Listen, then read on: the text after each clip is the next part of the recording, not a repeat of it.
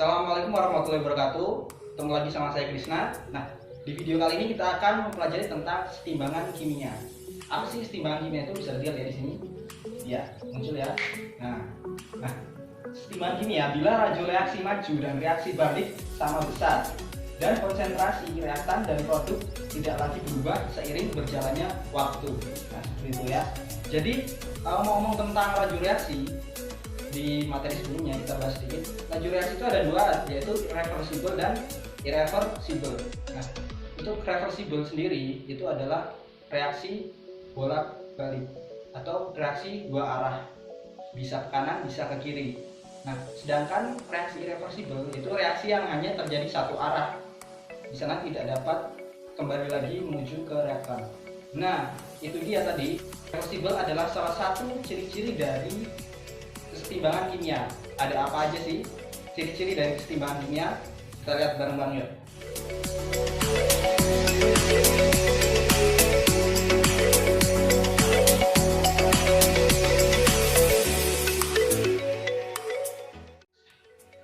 Ya, kita lanjut ya. Di sini ada ciri-ciri kesetimbangan kimia. Yang pertama yaitu reaksinya reversible atau reaksinya terjadi secara dua arah, ke kanan dan ke kiri, ke arah produk serta reaktan.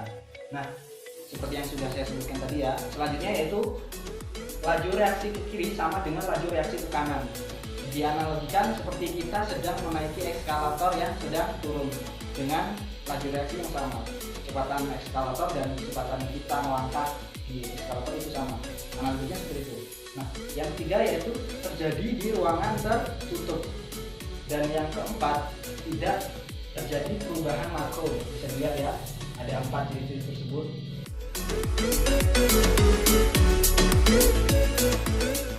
Selanjutnya, di kesetimbangan kimia itu terdapat dua kesetimbangan. Yang pertama, kesetimbangan homogen. Bisa dilihat ya, atau kesetimbangan yang hanya ada satu wujud zat saja. Nah, sebagai contoh di sini ada reaksi pembentukan amonia yaitu N2 ditambah 3H2 menjadi 2NH3. Nah, pada bagian ini, pada reaksi ini, amonia bisa didapatkan tidak dengan cara dibiarkan ya. Jika dibiarkan maka amonia akan kembali terurai menjadi N2 dan 3H2 seperti itu.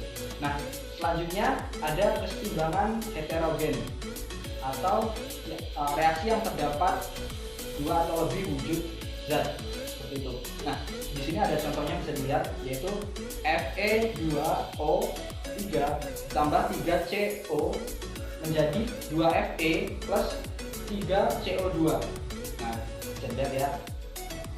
Jadi di kesetimbangan heterogen terdapat beberapa wujud ya, bisa aqueous, bisa liquid, bisa solid, serta bisa gas seperti itu.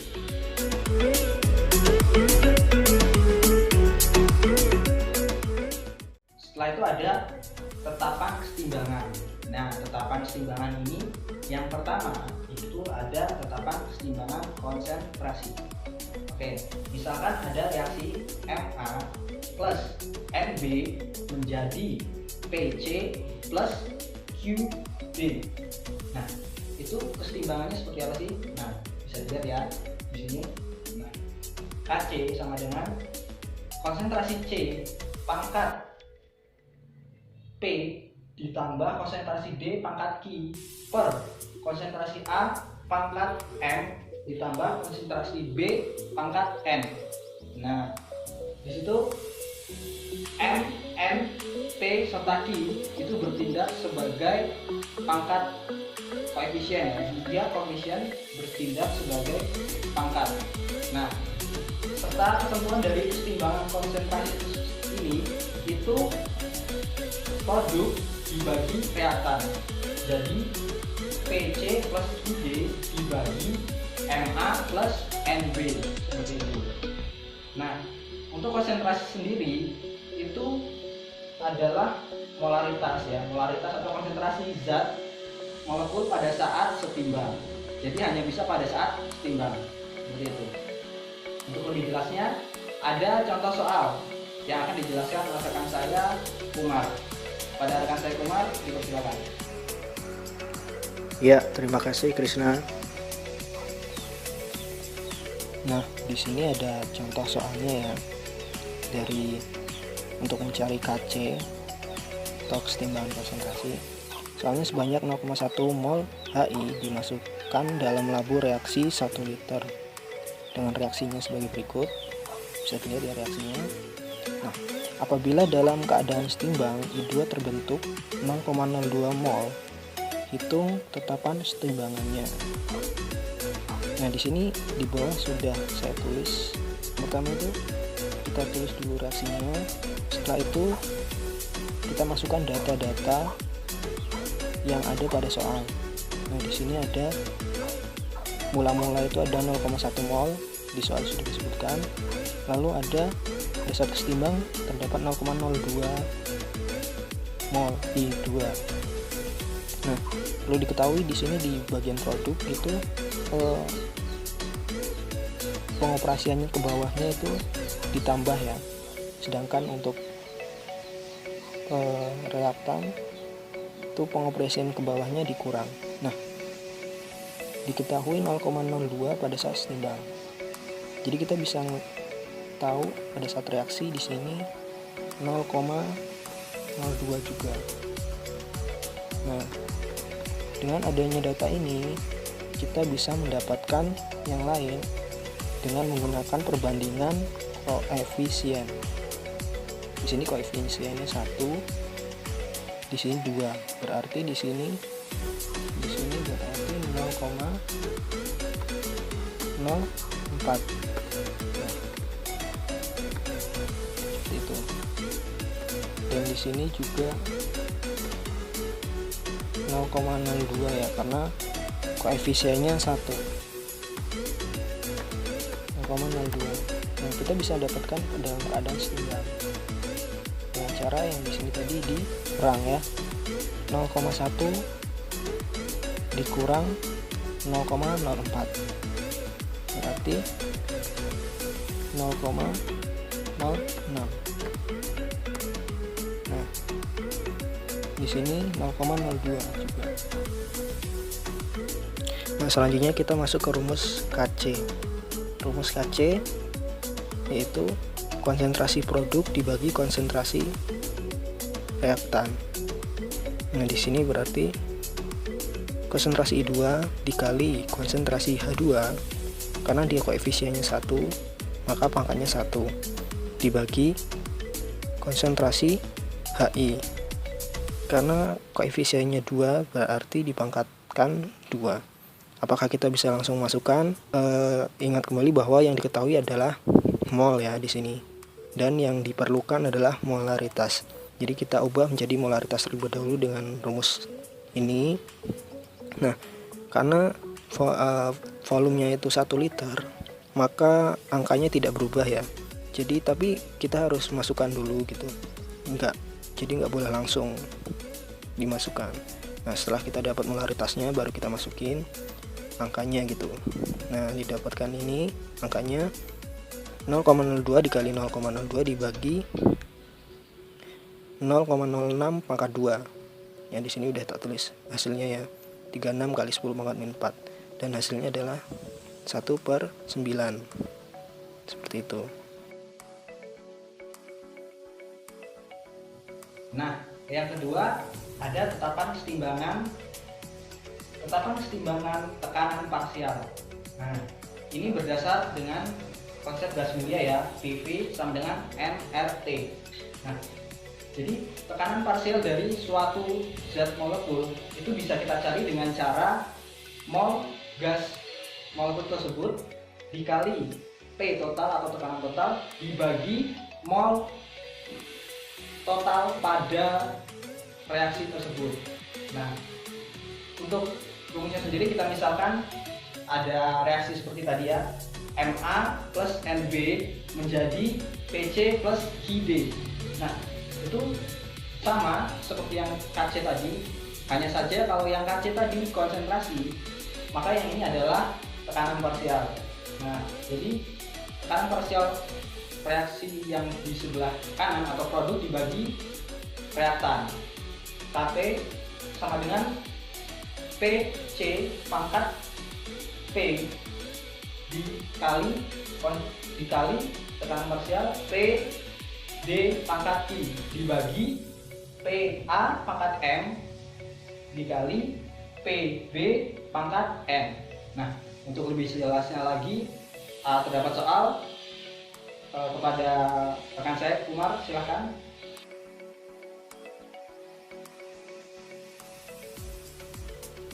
Nah, di sini ada soal mencari KpH dalam suatu ruang 2 liter dimasukkan 8 mol PCl5 hingga terurai menjadi PCl3 dan Cl2. Jika pada keadaan setimbang di dalam ruangan terdapat 2 mol PCl5 dan tekanan ruang 8 atm, tentukan Kp. Sini hampir sama ya awal-awalnya cara-caranya untuk mendapatkan Kp, sama seperti Kc. Itu kita tulis reaksinya dulu seperti ini, lalu sama seperti yang soal yang Kc tadi. Nah, setelah itu kita masukkan rumusnya Kp, yaitu P dari PCl3 dikali tekanan atau P dari Cl2 dibagi P dari PCl5. Nah, di sini nggak langsung dimasukin ya angka-angkanya yang setimbang tadi. Kita cari dulu tekanan parsial dari masing-masing zat molekulnya tadi. Di sini yang PCl5 caranya gini ya. Untuk mencari tekanan parsialnya, mol dari zat molekulnya dikali P total. P total itu ada dalam soal ya. Tekanan 8 atm itu P total dibagi mol total pada saat setimbang. Nah, mol totalnya di sini sudah ada, yaitu 14. Jadi kita masukkan aja. Di sini udah ditulis yang putih-putih ini. Nah, ini PCl5 kita dapat 1,142, PCl3 3,428, PCl2 3,428. Lalu kita masukkan seperti ini, seperti tadi ya di rumus, dan hasilnya itu 10,290 seperti itu. Nah, yang selanjutnya ada hubungan Kc dan Kp. Nah, jadi teman-teman ketika diketahui Kp itu bisa mencari Kc-nya. Sebaliknya lagi, ketika diketahui Kc bisa mencari Kp. Nah, terdapat rumus seperti ini, bisa dilihat ya bareng-bareng. Nah, Kp sama dengan Kc dikali dalam kurung R kali T pangkat delta N, di mana T itu suhu Kelvin ya, suhunya dengan Kelvin. Jadi kalau ada suhunya Celcius kita ubah dulu menjadi Kelvin. Lalu R sebagai tetapan, yaitu 0,082.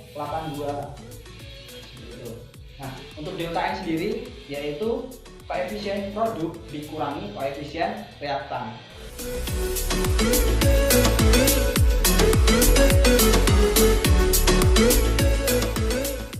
Kita lanjut ke pergeseran kesetimbangan. Nah, jadi kesetimbangan itu bisa kita geser atau bisa kita pengaruhi. Nah, di sini terdapat azas Le-Chatelier, bisa dilihat ya, yang berbunyi bila terhadap suatu kesetimbangan dilakukan suatu tindakan atau aksi, nah maka sistem itu akan mengadakan reaksi yang cenderung mengurangi aksi tersebut. Ada aksi, maka terdapat reaksi dari suatu sistem tersebut ya. Nah, yang pertama yaitu ini dia.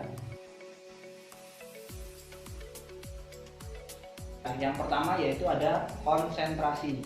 Nah, konsentrasi ini bisa mempengaruhi kesetimbangan. Nah, jika konsentrasi ini dikurangi, maka akan bergeser ke tempat yang kurang tersebut. Nah, misal pada produk dikurangi, maka kesetimbangan atau itu bergeser ke produk tersebut.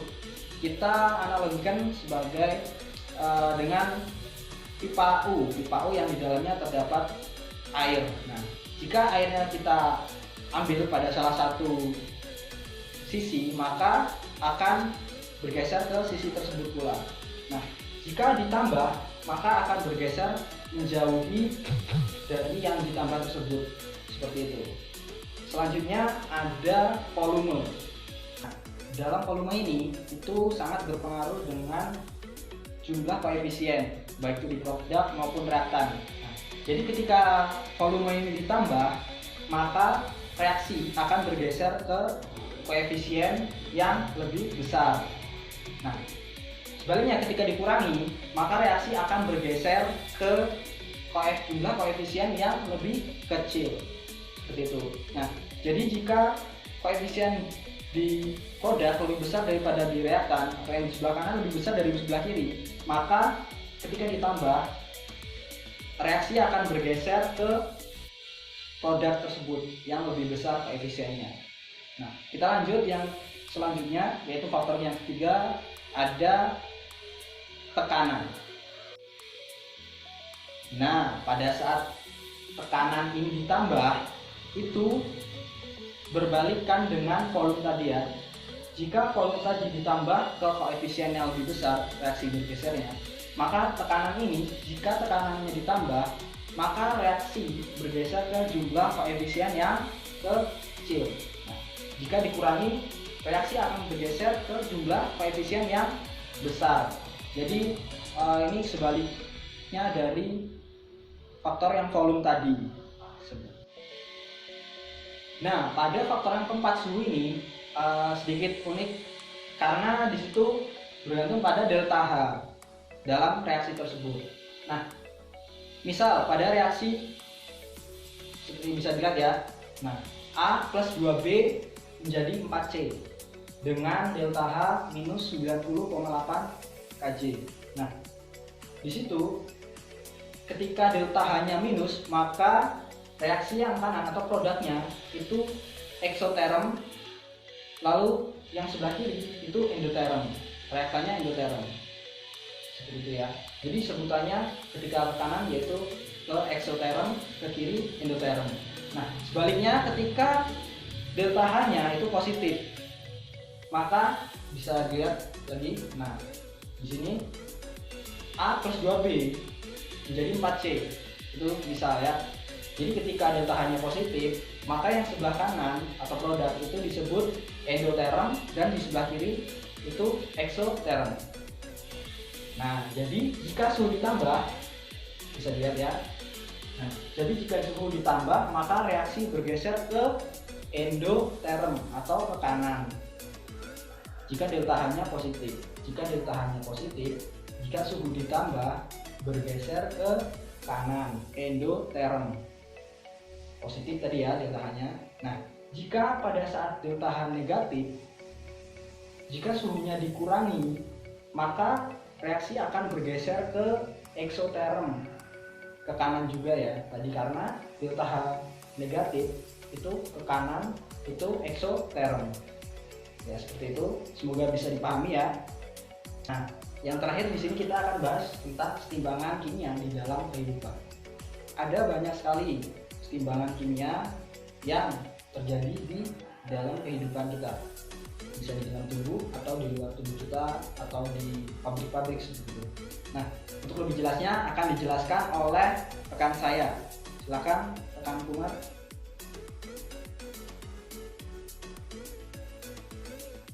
Kesetimbangan kimia di dalam kehidupan itu aja ada banyak sekali ya. Di sini salah satunya akan kita bahas yaitu terjadi pada darah manusia antara konsentrasi oksigen dan konsentrasi HbO2. Reaksinya bisa dilihat ya, yaitu Hb plus O2 menjadi HbO2. Jadi oksigen dapat diikat hemoglobin darah di paru-paru membentuk HbO2, kemudian menuju ke jantung dan dipompa ke seluruh tubuh. HbO2 inilah yang nantinya diambil oleh sel-sel tubuh untuk memproses penghasilan energi atau katabolisme. Nah, jika tekanan udara lebih rendah dari tekanan udara di tempat lain, biasa kita tempati, maka kesetimbangan ini akan bergeser ke kiri. Hal ini menyebabkan HbO2 menurun. Akibatnya suplai energi juga akan berkurang. Nah, energi yang terus berkurang inilah yang nantinya akan membuat kita cepat lelah. Reaksi kesetimbangan ketika konsentrasi di reaktan itu dikurangi, maka kesetimbangan akan bergeser ke kiri. Produksi BO2 juga berkurang. Lantas hal itu juga membuat kita akan cepat lelah dan energinya juga cepat habis seperti itu. Nah, ngomong tentang oksigen, tentu kita tidak bisa melepaskan dengan adanya tumbuhan. Karena tumbuhan juga menyuplai banyak oksigen dalam proses fotosintesis, yaitu dengan reaksi 6CO2 ditambah 6H2O menjadi C6H12O6 tambah 6O2. Nah, ketika tumbuhan tidak banyak atau banyak ditebang atau banyak hutan-hutan yang dibuka lahan untuk pemukiman atau untuk pendirian pabrik, maka hal itu akan mengakibatkan berkurangnya juga suplai oksigen dari tumbuhan untuk kita. Banyak menebang pohon di hutan dengan tidak melakukan reboisasi ulang tentu merupakan salah satu proses merusak alam, padahal hal tersebut jelas dilarang oleh Allah Subhanahu wa taala. Terdapat pada surat Al-A'raf ayat 56 yang artinya, dan janganlah kamu berbuat kerusakan di muka bumi sesudah Allah memperbaikinya, dan berdoalah kepadanya dengan rasa takut tidak akan diterima dan harapan akan dikabulkan. Sesungguhnya rahmat Allah amat dekat kepada orang-orang yang berbuat baik. Tentu di surat ini disebutkan bahwa kita tidak boleh merusak lingkungan, karena lingkungan ini atau bumi ini sudah diciptakan oleh Allah dengan sebaik-baiknya. Wallahu a'lam.